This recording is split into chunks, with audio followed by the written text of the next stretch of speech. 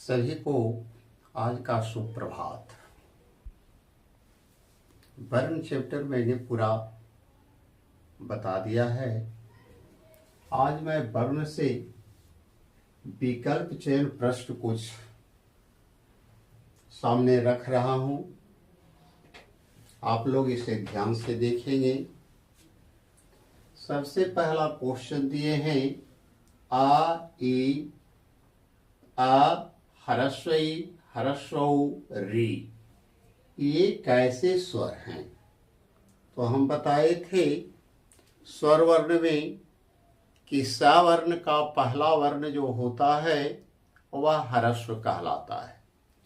ये भी बताए थे अ का सवर्ण आ होता है, ह्रस्व ई का दीर्घ ई, ह्रस्व उ का दीर्घ उ। इसका मतलब है अ ह्रस्व ई ह्रस्व उ दीर्घ उ, ये ह्रस्व स्वर वर्ण है। तो ए आपका सही हुआ। इसका सवर्ण दीर्घ में यहां आया है आ दीर्घ ई दीर्घ उ री, ये कैसे स्वर हैं? तो इसका सही उत्तर होगा आपका ख, दीर्घ दीर्घ स्वर है। पुनः दिए हैं यहां पर चिन्ह। इस चिन्ह को क्या कहते हैं? तो हम बताए थे कि इसे हम विसर्ग कहते हैं, इसे हम हलंत कहते हैं, इसे हम अनुस्वार कहते हैं, इसे हम चंद्र बिंदु कहते हैं और इसे हम चंद्र कहते हैं। इसका प्रयोग संस्कृत के शब्दों में किया जाता है। इसके आगे मैं चैप्टर शब्द ही पढ़ाऊंगा। तो संस्कृत का हिंदी में जो शब्द आता है उसे हम तत्सम कहते हैं। ये जहां लग जाता है हम समझ जाते हैं कि वह तत्सम शब्द है। इसके बारे में बताए थे कि वर्ण को संयुक्त रूप देने के लिए इसका प्रयोग करते हैं। इसका बताए थे नाक से उच्चारण, उसका बताए थे नाक और मुंह से उच्चारण, और यहाँ पर है जिसको हम कहते हैं चंद्र। किताबों में चंद्र भी मिलेगा, अर्धचंद्र भी मिलेगा। यह जहां पर भी आता है तो आंख मूंद कर समझना चाहिए कि यह विदेश शब्द है। उर्दू का शब्द हो सकता है, अंग्रेजी का शब्द हो सकता है, जिसे हिंदी व्याकरण में वर्ण चैप्टर में आगत ध्वनि कहते हैं। आगत में ये भी है, लेकिन सबसे ज्यादा आगत में हम हिंदी में जानते हैं इस अनुस्वार को, जो किसी शब्द के नीचे रहता है। जैसे लिखते हैं रोज, रो और ज, यहां दे देते हैं एक जीरो। इसका नाम है नुक्ता। इसे हम नुक्ता कहते हैं। और नुक्ता कहने से ऐसा अनुभव होता है कि फारसी शब्द में ही नुक्ता का प्रयोग होगा, उर्दू में ही होगा। लेकिन अंग्रेजी जो शब्द हिंदी में लिखते हैं वहां पर भी हम नुक्ता का प्रयोग करते हैं। लाफवाय तो देखते होंगे फा के नीचे इस प्रकार का उंदा रहता है, इसे हम नुक्ता कहते हैं। तो यहां पर है बता रहे थे इस चिन्ह को क्या कहते हैं। तो इस चिन्ह को, ऊपर वाले चिन्ह आप देख लिए, इस चिन्ह को हम क्या कहते हैं? तो इसे प्लुत नहीं कहते हैं, अनुनासिक नहीं, इसे हम विसर्ग विसर्ग कहते हैं। आपका ग आंसर सही हुआ। इस चिन्ह को क्या कहते हैं? तो इस चिन्ह को हम अनुस्वार कहते हैं। अनुनासिक नहीं है, प्लुत नहीं है, विसर्ग नहीं है। यहां सब देख लिए। प्लुत में हमने बताया था लुप्ताकार चिन्ह, एस के समान जो होता है जिसमें 3 मात्रा होता है। फिर हमने क्वेश्चन दिया है हिंदी में कुल कितनी मात्राएं हैं। तो हमने पढ़ाया था कि आ में कोई मात्रा नहीं है, आ मात्रा विहीन अक्षर है और आ को छोड़कर जितने भी स्वर वर्ण है सबसे एक मात्राएं निकली है।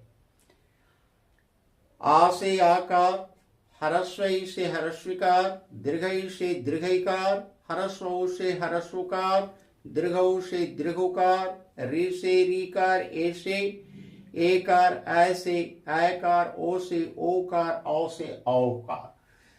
और स्वरों की कुल संख्या मैंने बताया था 11। चलते हाँ, यहाँ देखिए हिंदी में कुल कितनी मात्राएं हैं। तो इस प्रकार से मैंने देखा कि कुल मात्राएं 10 हैं। आगे चलते हैं। अनुसार का प्रयोग किनके बदले होता है? का वर्ग, च वर्ग, ट वर्ग और पंचवाचक। हम वर्ण बताए थे, उस वक्त भी हमने ये चर्चा किया था कि अनुसार का प्रयोग प्रत्येक वर्ग के अंतिम अक्षर के लिए करते हैं। जैसे क ख ग घ छ छ ज झ ञ ट ठ ड ढ न त थ द ध न प फ ब म, और उसको हम पंचवाक्षर कहते हैं। तो जब भी हम प्रयोग करते हैं तो पंचवाक्षर का प्रयोग करते हैं। तो यह देखते हैं छठा भी सही, यहाँ घ पंचवाक्षर सही हुआ। आगे है हिंदी वर्णमाला में कितने स्वर हैं? तो स्वरों की संख्या की अभी भी मैंने चर्चा किया, 11 है।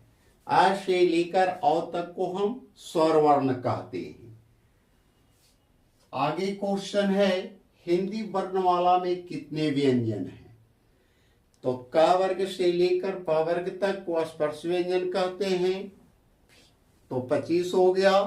अंतस्थ व्यंजन 4 है, उष्म व्यंजन 4 है। तो 25 स्पर्श, अंतस्थ 4 और उष्ण 4। कितना हो गया? 5 4 9, 4 13 के 3 बाकी 1 2 1 3, 33 है। यानी 33 यहाँ घड़ा में है। हिंदी वर्णमाला में कितने व्यंजन हैं? तो 33 व्यंजन है।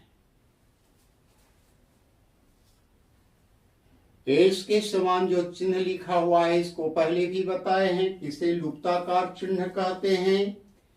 इस चिन्ह को क्या कहते हैं? यह भी क्वेश्चन पूछ सकता है कि इस चिन्ह में कितने मात्राएं होते हैं। तो इस चिन्ह में मात्राओं की संख्या 3 है। ह्रस्व में 1, दीर्घ में 2 और पलोत में 3। लेकिन यहाँ क्वेश्चन किए हैं कि इस चिन्ह को क्या कहते हैं। तो इस चिन्ह